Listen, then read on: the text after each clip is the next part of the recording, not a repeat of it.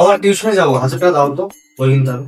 পড়াশোনার নাম নাই, সারাদিন শুধু টাকা আর টাকা। ওসব বই বই কিনা টাকা পয়সা আমার কাছে নাই। তোর ভাগ এখান থেকে। টাকা দিবো না তো? তাহলে আমিও বই বই কিনতে পারবো না, থাক পড়াশোনা সব বন্ধ থাক।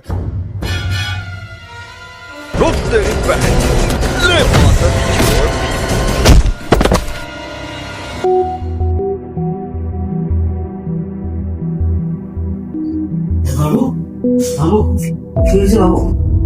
ওর বাবু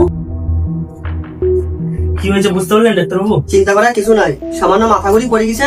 আমি কিছু ওষুধ লিখে দিচ্ছি, বাইরের দোকান থেকে কিনে নেবে। কত দিতে হবে ডাক্তার বাবু? বার করে আনো।